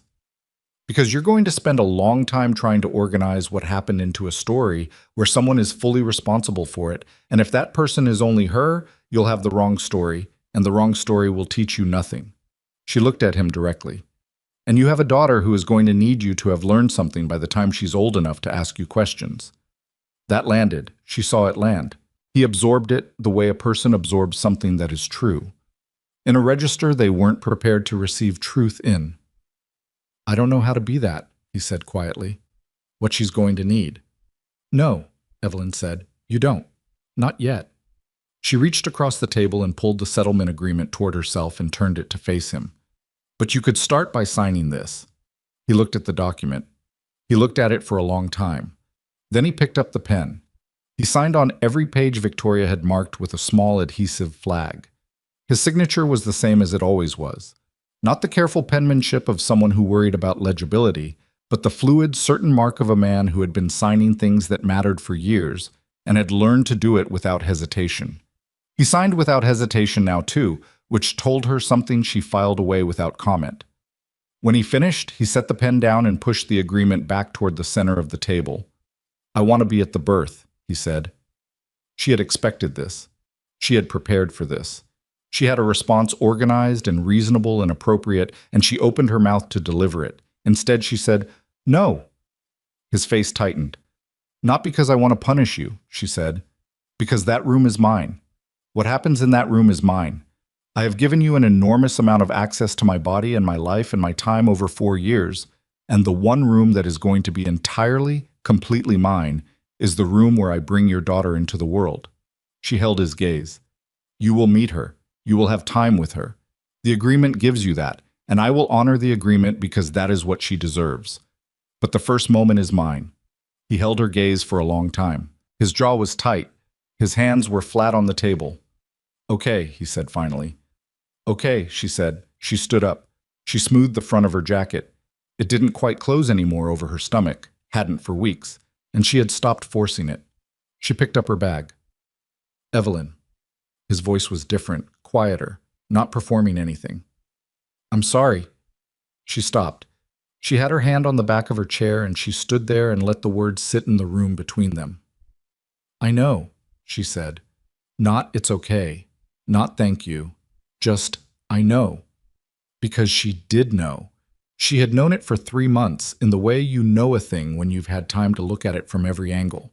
She had known that he would eventually be sorry, and she had known that sorry was not the same as different, and she had known that the sorrow of a man who has finally lost something does not undo the series of choices that lost it. It was real sorrow. She didn't doubt that. But it was the sorrow of consequence, and consequence was not the same as change. She walked to the door. "Take care of yourself," she said without turning around. "For her sake, take care of yourself." She walked out. Victoria was in the corridor. She looked at Evelyn's face and then at the settlement agreement visible through the glass door where Damien still sat, and she said only, "Signed?" "Every page." Victoria allowed herself a small nod that was the closest she had come to visible satisfaction in the entire proceeding. "I'll get the copies filed before 4. She looked at Evelyn more carefully. "Are you all right?" "I need lunch," Evelyn said. And I need to sit down somewhere that isn't a conference room. There's a diner on 46th that I've been going to after hard days for 20 years. Victoria picked up her bag. I'm buying. They sat in a corner booth and ordered breakfast food at 2 in the afternoon, which felt correct. Victoria had eggs and rye toast. Evelyn had pancakes because she was 7 months pregnant and had been running on adrenaline and coffee for 36 hours, and her daughter was apparently staging a protest against the injustice of an empty stomach. They didn't talk about the case. They talked about other things. Victoria's garden in Westchester, which she was planning to expand in the spring. Evelyn's landscape architecture background, which Victoria had not known about and found genuinely interesting. The particular quality of a New York December that made you either love the city or want to leave it, and how most people who stayed had learned to love it in spite of itself. At some point, Evelyn realized she was laughing at something Victoria had said, a dry observation about opposing counsel's hair situation that was more accurately observed than it was kind. And the laugh caught her off guard because she had not laughed in a long time. Not a real one. Not the kind that happens before the brain approves it. She pressed her hand to her stomach. Charlotte kicked, hard, the emphatic, full-footed kick of a person with opinions. She agrees, Evelyn said. Victoria looked at her stomach and then at her face. She sounds like a woman who is going to be very difficult to argue with. I have no idea where she gets it, Evelyn said. She moved into the new house that weekend. Her mother drove up from Aunt Patricia's on Saturday morning with a trunk full of things she had apparently decided Evelyn needed without being asked. Kitchen equipment, extra blankets, 2 enormous bags of groceries, and a ceramic mixing bowl wrapped in newspaper that turned out to be a duplicate of the one Evelyn had packed herself. Her mother had bought it at the same farmer's market, the same summer, had seen Evelyn admiring it, and quietly purchased a second one without saying anything. Mom. Evelyn stood in the kitchen of her new house holding the bowl.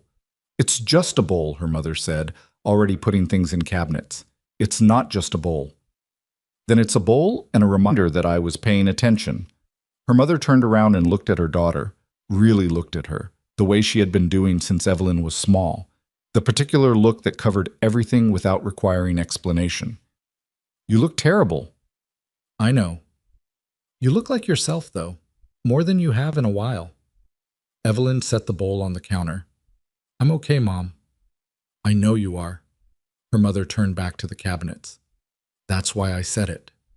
Dana came Saturday afternoon with wine she couldn't drink and cheese she could, and they sat on the floor of the living room because the furniture wouldn't be fully arranged until Sunday, and they ate cheese and crackers on a blanket, and Dana told her, in the way Dana told most things, too fast and slightly sideways, that she had been offered a gallery show in March and was terrified. Say yes, Evelyn said. What if it's terrible? It might be. Say yes anyway. Dana looked at her. You have become an alarmingly decisive person. I was always decisive. I just used to wait until I was certain. And now? Now I know certain is a story you tell yourself. She reached for another cracker. Say yes, Dana. Let it be terrifying. Terrifying means it matters. Dana said yes. She texted the gallery owner from the floor of Evelyn's living room, and they watched the 3 dots appear, and then the confirmation come through, and Dana made a sound that was either excitement or nausea, and Evelyn told her it was probably both, and that was how you knew you'd made the right call. The weeks after the settlement had their own particular rhythm. Not peace, exactly. There were phone calls from Wynn's office about procedural details, one contentious exchange about the timeline for the Manor property listing, a week in January when Damien's accountant sent documentation that was incomplete, and Victoria had to send a letter that Evelyn privately described as a masterpiece of controlled menace. There were hard nights when the house felt large and quiet, in a way she hadn't anticipated, when the specific silence of a space that held only her and Charlotte not yet born pressed in at 2 in the morning with a weight she hadn't budgeted for. She did not call Damien on those nights. She called her mother, sometimes. She called Dana. Once she called Victoria at 11 p.m., not about the case, but because she needed to hear the voice of a woman who had been through things and come out the other side still standing, and Victoria answered and talked with her for 20 minutes about absolutely nothing consequential and never mentioned it afterward. She built the house room by room, not quickly. She had spent 4 years in someone else's vision of what a home should look like, and she had learned from that, had learned that the accumulation of other people's certainties is not the same as a life, and that building something slowly and deliberately is not a failure of momentum, but a form of respect for the thing you're building. The nursery she built first. She painted it herself on a Saturday in January when her mother had gone back to Trenton and Dana was at a studio session, and she had the day and a paintbrush and a color she had chosen without consulting anyone. A soft sage green that was not the nursery color she would have picked 4 years ago, not the color from any magazine or any room she had admired in anyone else's house. Just a color she had seen once on a walk through Prospect Park in early autumn. The particular green of a leaf at the moment before it starts to change, when it is completely itself. She painted for 6 hours with the windows cracked despite the January cold, and her back ached by hour 3, and she had to sit on the floor for 20 minutes in hour 5 when the ache moved up into her ribs. And when she finished the room, she stood in the doorway and looked at it and felt something she had no single word for.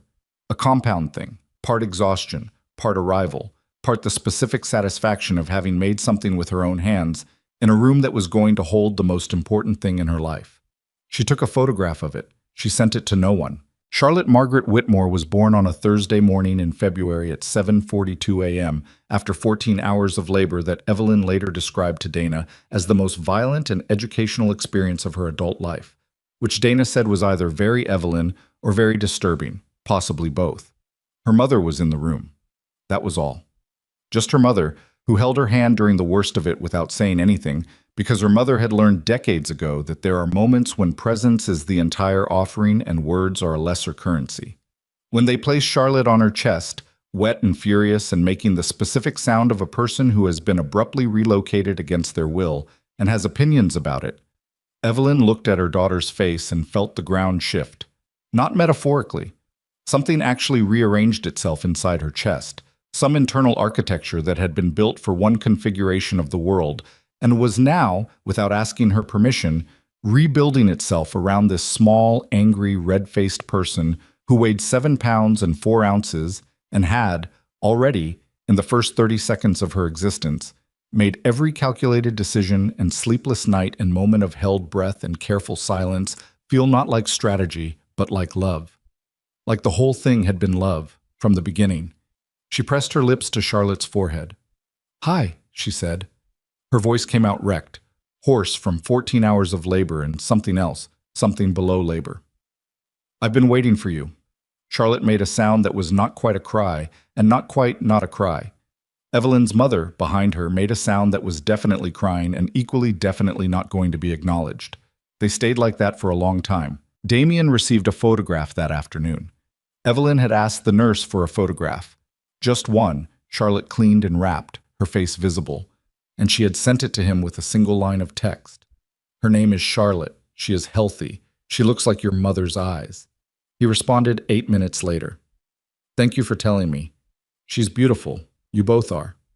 She set the phone down and did not respond, not because she was angry, because there was nothing more to say in that direction, and she had learned the particular discipline of not adding words to a moment that was already complete. He came to the first supervised visit 6 weeks later at a family services office in Manhattan, a beige room with toys on low shelves and 2 chairs and a window that looked onto a parking structure. Evelyn waited in the corridor with Charlotte and the carrier against her chest, while the caseworker explained the session format. And when the door opened, she carried her daughter into the room and placed her, with the practiced ease of 6 weeks that felt like 6 years, into the arms of a man who did not know what to do with his own hands at first, who held his daughter for the first 5 seconds with the rigid terror of someone holding something irreplaceable and breakable and entirely outside his ability to control. Then Charlotte made her not-quite-cry sound and turned her face toward his chest, and Damien's arms adjusted. Not a decision, just a reflex, the body knowing before the mind does. And the rigidity went out of him. Evelyn sat in the chair across the room and watched. She was not generous enough in that moment to say it didn't hurt. It did hurt. The specific, compound hurt of watching a man you once loved discover the thing you had known about for 6 weeks, the particular humanity of his face in that moment. Unguarded in a way she had rarely seen it, unperforming, just a man holding a child who was half his, hit her somewhere she hadn't adequately armored.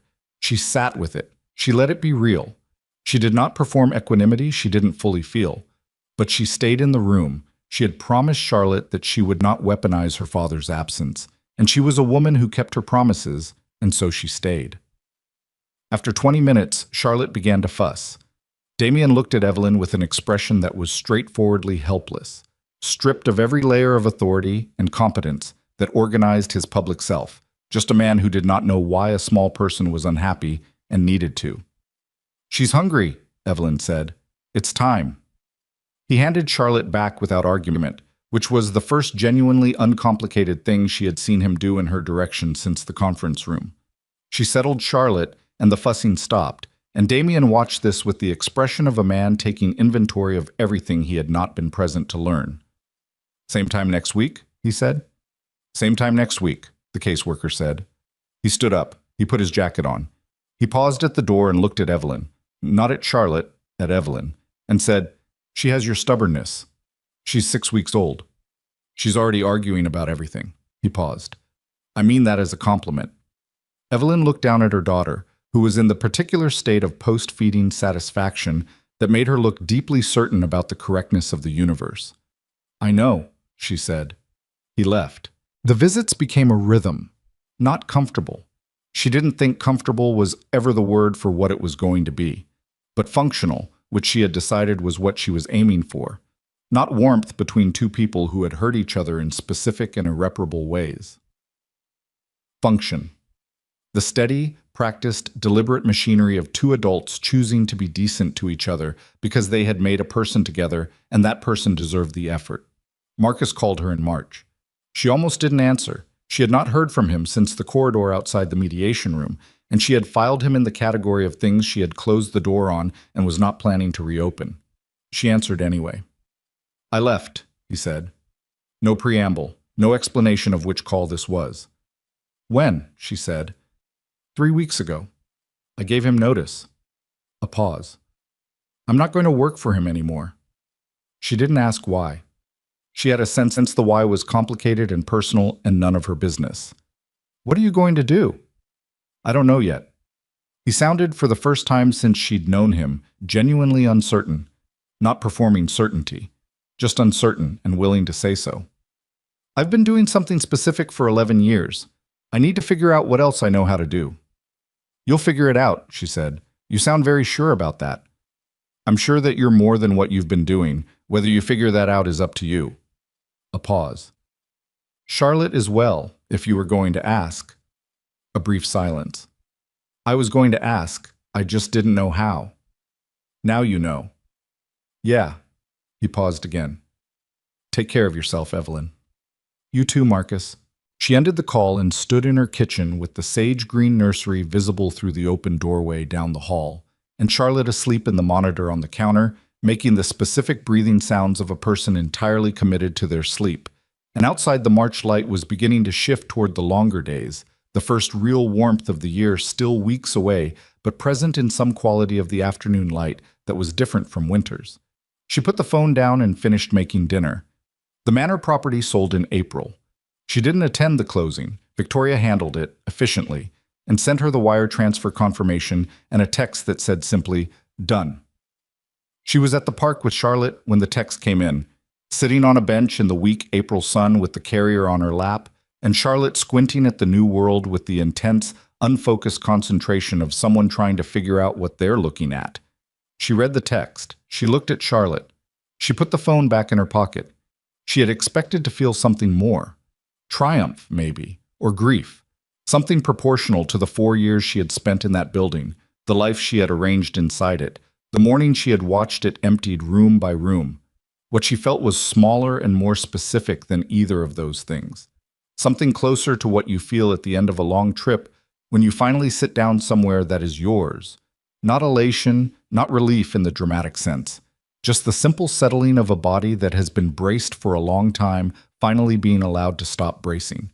She was not the same woman who had stood in a parking garage with a secret and a plan and shaking hands. She did not fully know yet who she was instead.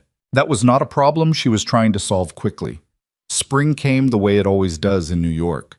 Badly, in fits and starts, 3 warm days followed by a week of cold gray that makes you question whether warmth was ever real. But it came. The trees on her street put out their first tentative leaves, and Charlotte discovered them with the same total focus she brought to everything new, staring up through the carrier at the movement of leaves and wind, with an expression of complete absorption that made Evelyn think, there she is. There is the person she is going to be. Someone who pays attention, someone who looks at the world and finds it genuinely interesting. She had not known, when she packed the nursery in December, whether she would be able to give her daughter that. The capacity for genuine interest in a world that had just organized itself around disappointment. She had been afraid, in the nights when she lay awake calculating and recalculating, that what she was transmitting through the wall of her own body was not safety, but vigilance, and that her daughter would be born already braced for the worst of things. Charlotte did not appear to have received that message. Charlotte appeared to have received something else entirely. Dana's gallery show opened on a Friday in March that was cold enough to make attendance an act of commitment. Evelyn went with her mother and stood in the small gallery on the Lower East Side surrounded by Dana's large-format photographs and drank sparkling water, while her mother drank the actual champagne and told everyone within earshot that her daughter's best friend was a genius, which Dana overheard and responded to by turning a remarkable shade of red for someone who had just hung her work on a public wall. Evelyn stood in front of the largest photograph, a series of hands, dozens of them, photographed in black and white, with the kind of attention to texture that made you understand what those hands had done over the years that had formed them, and felt standing there with Charlotte asleep against her chest, the particular fullness of a moment that has earned itself. Not happiness in the uncomplicated sense.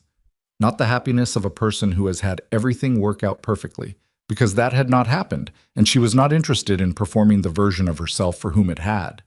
But something more durable than happiness. The specific satisfaction of being exactly where she was, with exactly what she had, knowing exactly what it had cost. Charlotte shifted in the carrier. Evelyn put a hand on her daughter's back, the small warm weight of her, the particular rhythm of her breathing, and looked at the wall of hands. Victoria found her there. She appeared with a glass of champagne she was not drinking, because Victoria, Evelyn had learned, appeared at events to monitor, not to relax. She stood beside Evelyn and looked at the same photograph. "How is she sleeping?" Victoria asked. "Inconsistently." "How are you sleeping?" "Inconsistently." "Welcome to the first year." Victoria looked at the photograph. "You're going to be fine, you know." "I know," Evelyn said. "Not perfectly fine, just fine." She paused. "The distinction matters." "I know that too." Victoria glanced at her. "I don't say that to many clients." "I know," Evelyn said. "Thank you." They stood there a moment longer, the gallery noise around them, Dana across the room laughing at something, with a man who was looking at her with the specific attention that people bring to someone they've just realized they should have been paying attention to for longer. And Evelyn's mother over by the champagne table telling the same story she had probably told 4 times already. The one about Evelyn at 8 years old building a garden in their backyard out of things she found at yard sales, refusing all help, determined to do it herself, planting things in exactly the wrong season and managing, somehow, through sheer refusal to accept the logic of failure, to make half of them grow anyway. Evelyn heard her mother telling the story from across the room and turned slightly toward the sound of it. And Charlotte, as if she too had been listening, made a small sound against her chest. Not fussing, not crying, just a small sound that was the particular register of someone who is awake and interested and has registered that something nearby is worth paying attention to. "Hi," Evelyn said quietly, looking down at her. "You're awake." Charlotte looked up at her with the dark, serious eyes she had inherited from Damien's mother, Evelyn still thought, every time, and probably would think for the rest of her life, because that was the kind of detail that stayed. She looked up at Evelyn with those eyes and made the sound again, slightly more emphatic. "I know," Evelyn said. "There's a lot to look at." She shifted Charlotte slightly higher in the carrier and turned back toward the room, and the gallery was full of people and light, and the particular noise of a Friday evening in a city that does not slow down for the private reckonings of the people moving through it. Damien was not here. He would not be at most places she went. That was the new shape of things, and she had been learning it for months now. The negative space where a person used to be, the way you eventually stop flinching at an absence and start simply knowing it is there. The way you make peace with the fact that a map of your life has been redrawn and the new map is accurate even if it is not the one you started out with. She was not finished being sad about it. She did not think she was supposed to be finished, but she was finished waiting for the sadness to lift before she lived in the meantime. He still owned the jets and the estates and the empire assembled over 30 years of dangerous, calculated accumulation. She did not follow the news about him. She knew through the legal proceedings and occasional secondhand information from Victoria that his business continued, that he moved through the world with the same impenetrable exterior that had always been his primary tool, that he had not been seen publicly with anyone new in the months since the settlement. She did not know if that was grief or strategy or simply the particular quiet of a man who had finally had something he genuinely wanted and had not known to protect it until it was already gone. She did not spend time wondering about it. She had a child who needed to be fed and a house that needed to be lived in and a career she had quietly, over the previous 2 months, begun restarting. A small landscape architecture consultancy. Just her and a part-time assistant and a laptop and the particular knowledge base of someone who had spent years watching a powerful man build things and had learned, from that proximity, what made a structure last and what made it look solid while quietly preparing to fail. She had clients. Not many. Enough.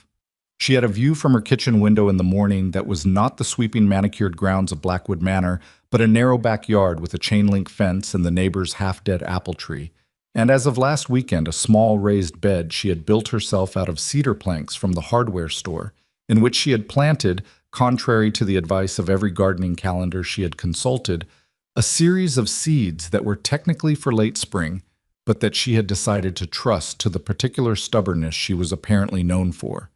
She stood at that window in the early morning most days, before Charlotte was awake, in the 30 minutes between when the darkness broke and when her daughter's voice came through the monitor, making the sounds that meant, "I am awake and I have demands." She stood there with her coffee, and she looked at the raised bed, and she let the morning be what it was. Ordinary, imperfect, hers. One morning in April, she stood there and noticed the first green break in the soil. Just one.